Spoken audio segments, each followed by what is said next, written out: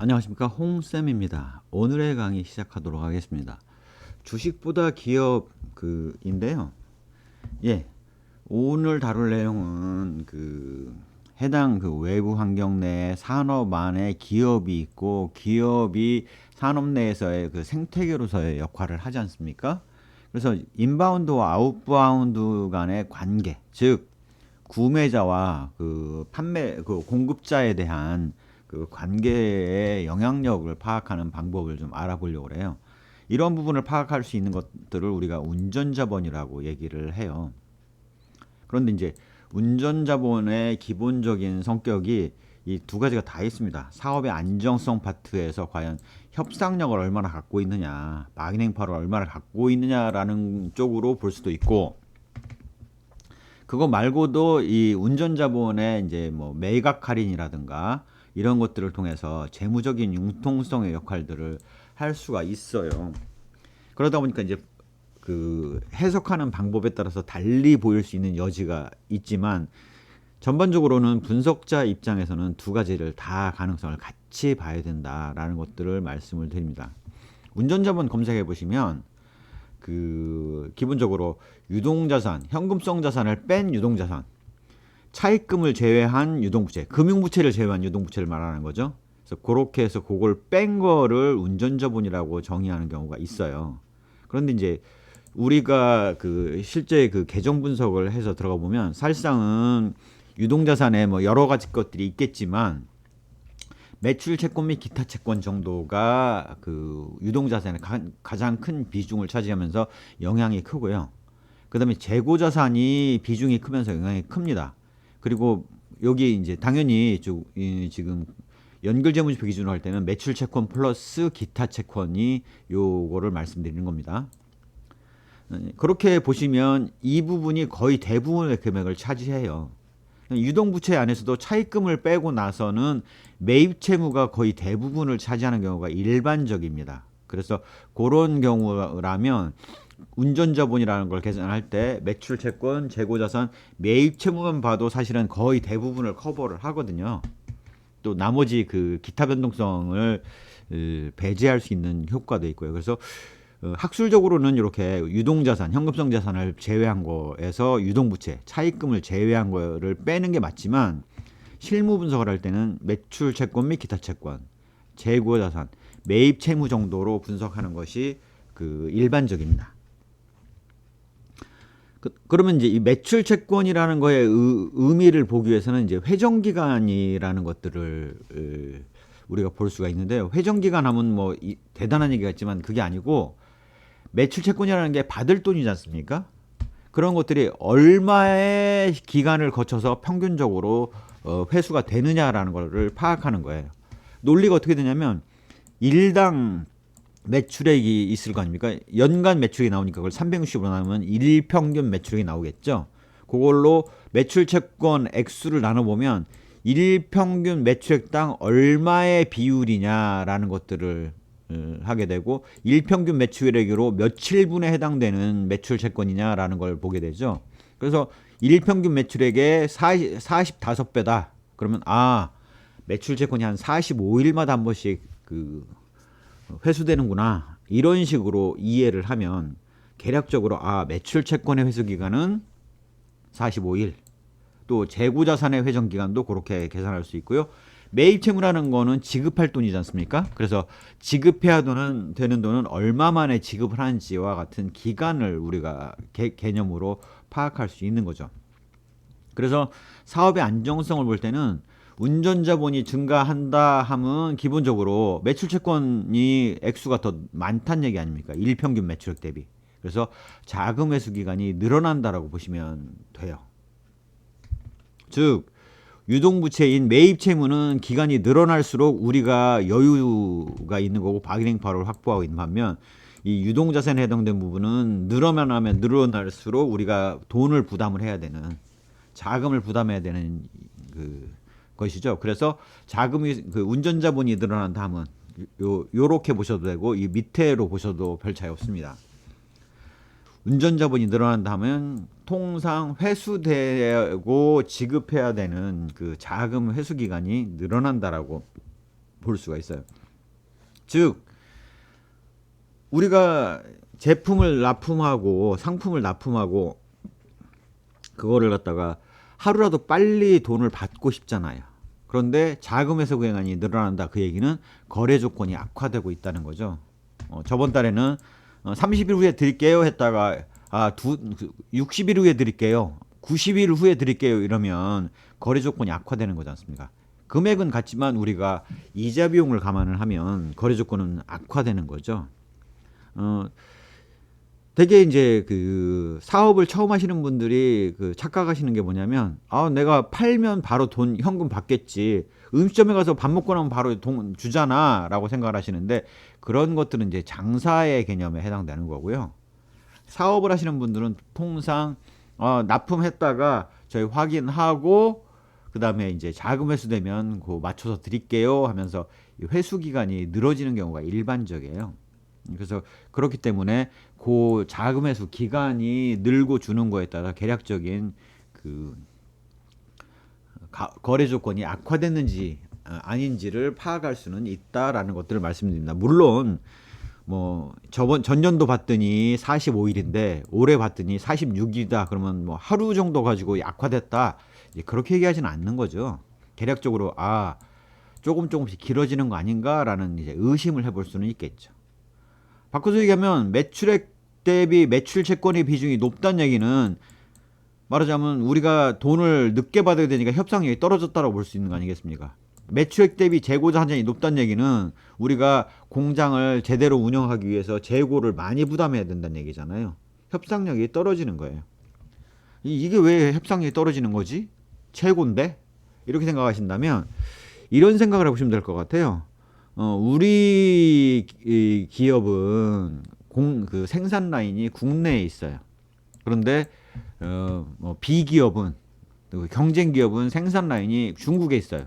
그러면 당연히 우리나라에다가 들어와서 팔으려면 재고를 더 보유할 수밖에 없는 거죠. 왜? 통관 절차를 거쳐야 되고 통관에 필요한 시간들이 있지 않습니까? 그만큼 융통성이 떨어지는 거죠. 그런 면에서 그 재고를 수요를 바로바로 대응하기에는 곤란해지는 그런 어려움이 있기 때문에 협상력이 상대적으로 낮다라고 볼 수 있습니다. 즉 국내 생산 라인을 갖고 있는 우리 회사 같은 경우는 말하자면 이번 달까지 50% 증산해 주세요. 더 납품해 주세요. 그러면 바로 대응할 수 있고 이번 달은 좀 덜 해주세요. 그러면 거기에 대응하면 되는데 중국의 경우는 통관 절차를 거치기 때문에 그거 대응하려면 한 달은 기다리셔야 되는데요. 라는 걸 통해서 협상력이 떨어질 수밖에 없다라는 것들을 이해하시면 될 것 같아요. 매입 채무가 늘었다 함은 비용을 나중에 구매 비용을 나중에 지급한다는 얘기지 않습니까? 그래서 매출액 대비 매입 채무가 줄어들었을 때가 오히려 협상력이 저하된 걸로 파악을 하게 됩니다. 그래서 회전 기간, 금액 대비 매출액의 증가물 과거 대비해서 비교를 하거나 아니면은 그래서 정유사는 정유사끼리 이런 식으로 비교를 해보면 동일 집단 비교를 해보면 계략적으로 이 거래 조건이 악화되고 있는지 좋아지고 있는지 이런 것들을 파악하실 수가 있습니다. 다만 이제 매출 채권 같은 경우는 매각 할인처럼 재무 융통성 수단으로 써먹을 수 있기 때문에 재무제표에 나와 있는 숫자만 보시면 안 되고요. 부회부채 및 약정상 연결감사 보고서의 주석에 있는 우발채무 및 약정사항에서 보시면 매출채권 매각 할인 만기 미도래액 같은 것들이 남아 있거든요. 그래서 그걸 합산해 주셔야지 매출채권을 제대로 계산할 수 있다라는 것들로 이해를 하시면 될 것 같아요. 자, 재무 융통성 입장에서 운전자분을 처리하는 방법은 이런 겁니다. 자금을 조달하고 싶다. 그러면 매입 채무의 지급을 이연한 거죠. 돈을 조금 더 이따 드릴게요. 아니면은 매출채권을 빨리 회수하는 방법인데 그건 마음대로 안 되는 경우가 있죠. 그러면 매출채권을 매각을 해서 할인을 받는 겁니다. 이자를 지급을 하고 매출채권을 할인을 받는 형태로 자금을 융통할 수가 있죠. 당연히 매출채권이라는 것들이 오랜 기간을 두고 회수되는 게 아니기 때문에 단기간에 현금 융통이 가능하고 이게 융통돼서 다 회수가 되어버리고 나면 사실은 이게 근거도 흔적도 안 남게 되는 겁니다. 재무제표상. 뭐 그렇게 이해를 하시면 될 것 같아요. 매출채권 근데 매각 할인이 과도하다라고 했을 때, 특히 매출채권 매각 할인의 경우는 일반적으로 연대 보증을 하고 있는 경우가 많거든요. 즉 매출채권 이거 받을 거 있으니까 돈 빌려주세요 라고 해서 받았는데, 만약에 매출채권이 부도가 나면 그 돈을 우리가 갚아야 됩니다. 단기 유동성 위험의 증가로 나타날 수 있다라는 것들을 이해하실 수가 있어요. 자, 그러면 이 전체적인 흐름에서 매출채권이 의미하는 바는 뭐고, 재고자산이 의미하는 바는 뭐고, 매입채무가 의미하는 바를 뭐냐를 실제 현실에서의 모습으로 살펴보시면 이렇게 이해하실 수가 있어요. LG화학 입장에서는 제품을 납품을 받지 않습니까? 어떻게 납품을 받냐면 GS칼텍스로부터 원재료인 나프타를 납품을 받아요. 파이프라인으로 연결되어 있습니다. 그 다음에 그 나프타가 파이프라인으로 가스 형태로 오면 그걸 갖다가 가열 승합 공정을 통해서 깨서, 나프타 크래킹 센터에서 깨죠. 그 다음에 그거를 중합 과정을 통해서 폴리에틸렌, 폴리프로필렌, PVC와 같은 합성수지나 합성 섬유, 합성 고무와 같은 제품들을 만들어내죠. 그러면 이제 플라스틱 가루 같은 것들이 됩니다. 그런 가루들을 파이프라인을 통해서 LX 하우지스라는 산업재를 만드는 회사에 바로 파이프라인을 통해서 전달돼서 가는 거죠. 이 산업재라는 게 뭐냐? 우리가 지금 아파트에 있는 바닥재나 창호재에 있는 것들이 다 PVC 소재거든요. 그래서 그런 것들이 이제 가서 만들어진다. 그다음에 이제 LG 데코빌 이런 데서 나와 있는 벽지 이런 것도 다 합성 수지로 만들어지는 부분이 많이 있어요. 그래서 종이로만 만들어지지 않는다라는 정도로 이해를 하시면 될 것 같습니다. 즉 LG화학의 생산 공정이 잘 문제없이 돌아가느냐라는 거는 재고자산 수준이 의미를 해주는 거죠. 매입 채무를 기간이 길다는 얘기는 GS칼텍스에서 사실상의 자금 지원을 한 거와 별 차이가 없습니다. 즉 빨리빨리, 만약에 LG화학이 GS칼텍스에다가 자금 지원을 하고 싶다 그러면 이 매입 채무를 즉시 현금 결제를 해주는 거죠. 그러면 GS칼텍스 입장에서는 매각 할인을 안 해도 되지 않습니까? 이재 비용을 지급하지 않아도 되죠. 그래서 이제 그런 식으로 자금을 융통해주는 역할도 한다. 반대로 LG화학에서 LX 하우지스에 납품한 매출 채권을 팩토링 회사나 은행에 가서 매각을 하고 할인을 받으면 자금 융통이 되지 않습니까? 그래서 그런 면에서 재무 융통성을 달성할 수 있다. 이 사업의 안정성 면에서 보면 재고자산 규모가 LG화학의 생산 공정에 잘 이루어지고 있는지를 나타낸다고 말씀을 드렸죠. 그 다음에 거래 조건이 좋았다면 매입 채무의 회전 기간이, 즉 회수 기간이 늘어날 거고, LG 하우지스하고의 바게닝 파워를 갖고 있다라면 매출 채권 회수 기간이 줄어들 거다라는 것들을 우리가 유추할 수 있습니다. 통상 이렇게 큰 회사들끼리의 거래는 사전 계약을 통해서 얼마 이후에 지급한다라는 것들이 미리 정해져 있고, 그냥 연간 계획에 따라서 자금이 집행이 돼요. 즉 파이프라인을 통해서 쫙 지나가면 파이프라인에 들어온 양에 따라서 얼마 들어왔다라는 거 양쪽에서 계측되고요. 그 차이 없으면 뭐 한 달 후에 지급된다든가 라는 기계적인 장기 계약을 맺고 있기 때문에 대단히 안정적인 경우가 많습니다. 그래서 LG화학 입장에서의 매출 채권 회전 기간, 매입 채무 회전 기간이 바뀐다라는 것들을 생각해 보시면, 그 얘기는 이 합성 수지 사업 부분에서가 아니라 다른 사업 부분에서 때문에 바뀌었을 확률이 있는 거죠. 그래서 그런 식으로 해석할 수 있는 여지가 많다. 그다음에 이제 그런 부분들의 경우는 사실 확인을 해야 된다라는 것들을 말씀드릴 수가 있겠습니다. 예, 이거에 대해서 이렇게 그림만 그려보면 좀 이해가 쉽지 않기 때문에 실제 그 계산된 결과를 한번 보겠습니다. 이미 말씀드렸다시피 일부러 과거 자료를 종목을 추천하는 목적이 아니기 때문에 일부러 과거 자료를 분석에 활용을 했습니다. 자, 우리가 이전에 이미 매출과 영업이익 분석에서 사업 부문별 매출과 영업이익 분석에서 무엇을 알았습니까? 2011년도에 그 2차 전지인 전지 사업 부분에 매출이 발생을 했다는 사실들을 이미 이전 분석을 통해서 알고 있죠. 2011년도에 소액 발생을 하고 2012년도에 많이 발생을 하기 시작을 했습니다. 그래서 거래 조건을 봤더니 자 여기 보시면 매출채권 회전기간 52.3일에서 61.3일이니까 점프가 많이 됐죠. 보시면 2010년도에는 48.9일, 52.3일이니까 별 차이가 없는데 여기서 한 10일씩 늘어나는 것들은 좀 점프가 많이 됐다는 사실들을 알 수 있습니다. 재고자산은 40.9일에서 39.8일 별 차이 없고 41.2일이니까 살짝 늘어나 있는데 별 차이 없는 거죠. 그래서 이렇게 봤을 때 생산 공정에서는 별 문제가 없었겠구나.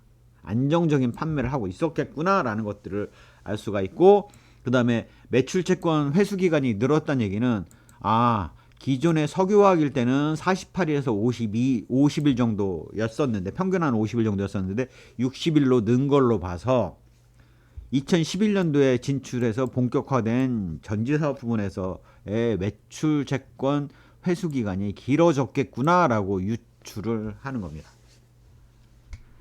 전체 숫자의 이런 그 스파이크, 뛰는 숫자를 보면서 그렇게 알 수 있죠. 더군다나 이거의 추이를 보면 2014년까지 꾸준히 늘어난 상태가 유지가 되고 있죠.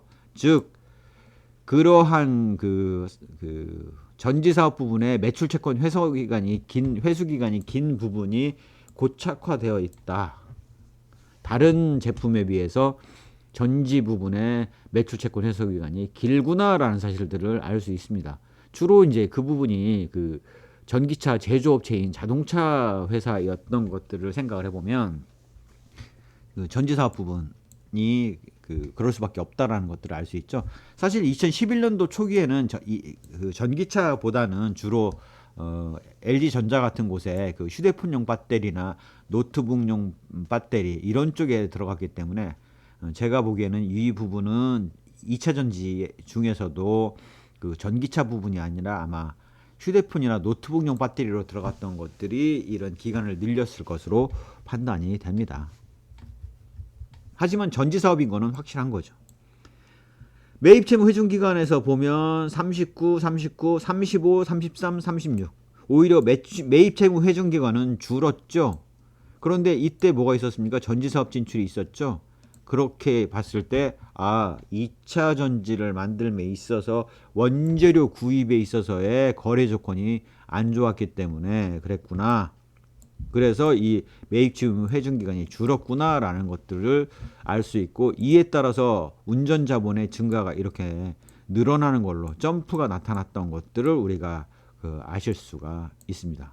이 운전 자본은 단순하게 매출채권 더하기 재고자산 빼기 매입 채무로 결정을 합산한 결과입니다. 그래서 거래 조건이 전지사업 진출에 영향을 받았다라는 사실들을 우리가 부문별 영업손익을 통해서 파악할 수 있고, 재고자산 회전기간의 증가는 전지사업 진출에 따른 생산구조의 변화를 나타낼 수 있다라는 건데, 보시면 큰 차이는 없죠. 자, 여기 보니 2014년도에 그 재고자산 회전기간이 급증을 한 게 있지 않습니까? 한 3일 정도? 이런 정도면 제법 큰 편에 속하거든요. 하루 이틀 정도라면 이제 시차라고 보면 되지만, 그래서 이런 부분이 앞으로 늘어났는지를 보면 생산 구조의 변화가 있었는지를 우리가 파악할 수 있습니다. 특히 여기 매출채권의 경우도 지금 67일로 늘었지 않습니까? 그래서 이런 변화가 있었기 때문에 그런 부분을 봤을 때 뭔가 변화가 있었을 것이다라는 것들을 우리가 유추해 볼 수 있고, 그게 무엇인지를 파악해 봐야 되는 거죠. 그래서 거래 조건 악화, 협상력 저하가 됐다는 사실들을 우리가 알 수 있습니다. 결국 우리가 이 사업 안정성 부분과 재무 융통성 부분에서는 방금 보여드린 것들은 사업의 안정성을 파악하는 스킴을 기법들을 보여드린 거죠. 이렇게 운전자본에 대해서는 숫자로 나타났기 때문에 그 의미하는 바를 단순히 금액으로만 이해를 하고 뭐 필요한 소요자금이 늘었네 줄었네와 같은 회계적인 것으로만 생각을 하시는 경우가 많아요. 시중에 있는 이런 재무분석 책들도 다 이건 자금 부담이 늘은 거다 줄은 거다 이런 식으로 설명을 하는데, 그거보다는 오히려 마케팅 파워가 어땠느냐, 바게잉 파워가 왜 늘었냐 줄었느냐로 이런 그 사업의 안정성을 보는 것들이 훨씬 더 중요하고 의미가 있다라는 것들을 좀 강조해서 설명을 드리겠습니다. 운전자본 분석이 그 숫자는 단순한데 생각보다 의미하는 바들이 많이 있죠. 그래서 이런 단순하게 보는 게 아니라 이런 부문별 영업손익과 같이 봄으로 해서 연계 분석을 통해서 논리적인 분석을 해내면 의미들이 다른 의미들이 읽힌다라는 것들을 말씀을 드리겠고요. 그래서 이제 그런 것들의 그 숫자 이면을 보는 노력을 꾸준히 하셔야지 됩니다. 그래서 제가 계속 실무에서 사용하는 재무분석과 책에 나와 있는 재무분석은 다르다라고 말씀을 드리는 거예요. 오히려 실무에서는 바게닝 파워를 중요하게 보지 재무 융통성으로서의 자금 부담이 늘었다 줄었다라는 걸로 중요하게 보지 않거든요. 그래서 그런 부분들을 생각해 보시면 좀 그 숫자의 이면, 그 숫자가 나오게 된 그 본질의 행위에 좀 초점을 두시고 분석을 하시면 도움이 많이 되실 것 같습니다.